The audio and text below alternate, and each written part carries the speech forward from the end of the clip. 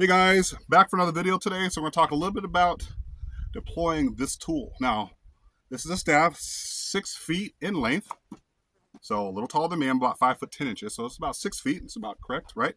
We're going to talk a little bit about deploying this tool in a self-defense situation. Now, a lot of people out there, they like to think that, hey, if I do certain moves, it's going to work in a self-defense situation. Well, I'm going to break it down to you pretty quick. A lot of stuff that you see on social media is not realistic, okay? Now, if I'm in a situation where there's only one attacker, then I probably want to use the length of my staff to defend myself, right? I have more reach. The last thing I want is for him to be, within striking distance or within stabbing distance or within distance where he can get me to the ground, right? The last thing you really want is for a fight to end up on the ground, especially you're out in the middle of nowhere and something happens where he's on top of you and he hits you with a rock, it's over, okay? So I want to use the length, the distance that I have between myself and my attacker, and there's a lot of things you can do, right, to leverage keeping someone off of you as well. You maybe try to, get him to stop maybe at first, and if he's just absolutely wild and crazy, a quick crack, or some kind of a hit. It just depends on where you're at, right? You can do a lot with just a staff, right? With just a staff. And as for single opponent, okay?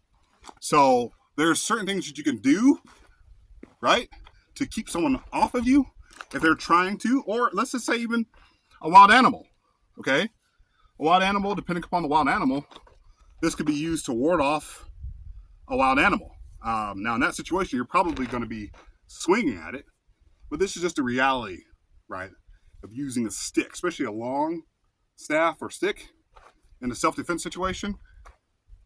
I recommend that you know how to at least swing the thing, right, in many different directions, right? There's all kinds of things that you can do to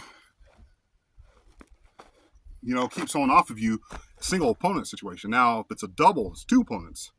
You're out in the middle of nowhere, right? And you're hiking, you're doing whatever you're doing, you have your backpack, and sides come out of the brush, and they wanted to attack you.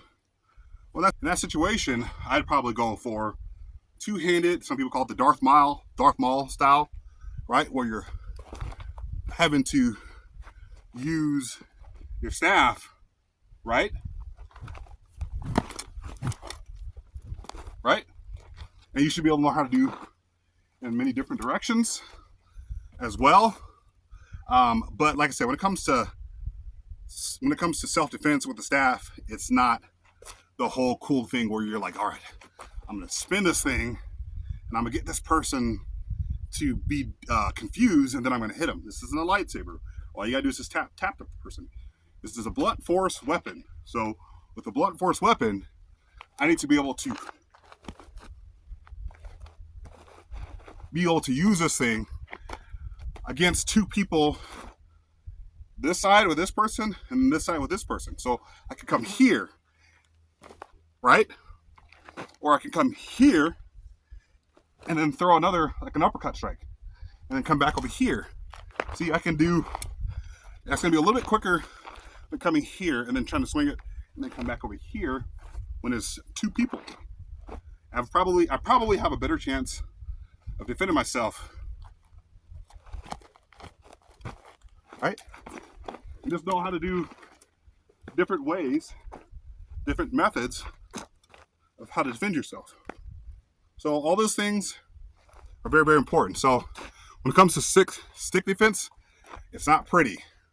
Can you get the job done? Do you train?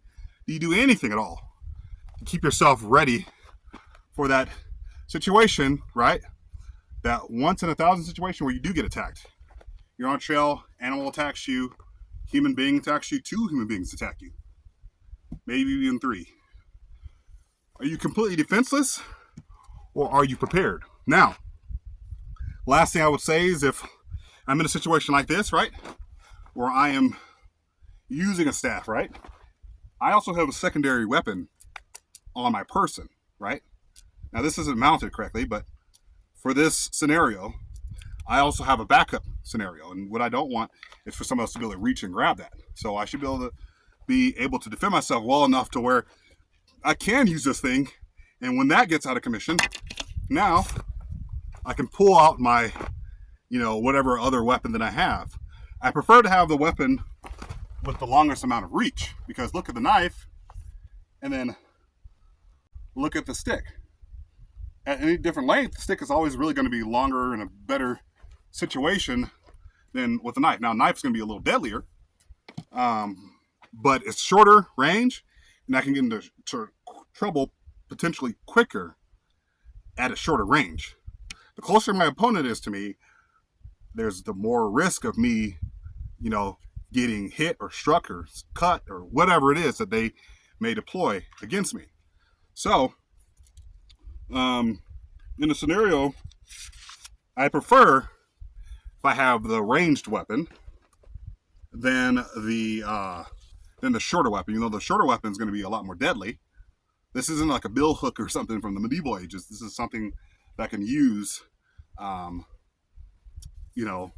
pretty quickly. But once again, this is a blunt force weapon, whereas a knife, or even a shorter range knife, right, is going to be much, much shorter. See, look how small this thing is. This thing is pretty tiny, but I can still deploy it if need be. If I'm in a situation, right, where I might need a knife, right, can I deploy it quick enough and I'm able to use this thing in the event that my primary goes down? And it doesn't take a lot of skill. Some people say it takes a mountain of skill to learn how to use a knife. It's really not that difficult, guys. It's just learning a few angles, a few cuts.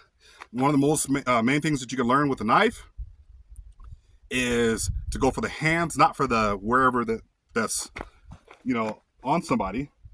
Is it better to go for the hands that he's actually using to attack me, or go for wherever else on the body? No, this is the immediate threat because it's closer to me. So if I can take that thing out of the fight with a simple mullet or a cut or catch the hand or whatever, then that's my best means to survive in a situation where, hey, this ain't a good scenario, but guess what? I have something that I can use to defend myself. Obviously primary. If I have a secondary, or I have something a little smaller that I can deploy, that would work just as well. The thing is that you just want to be prepared, and you want to know how to use it at least well enough to where you can defend yourself in a situation where I'm up crap creek, so I better deploy something to defend myself. So that's all I got for you guys today. Hopefully you guys learned something. That's all I got.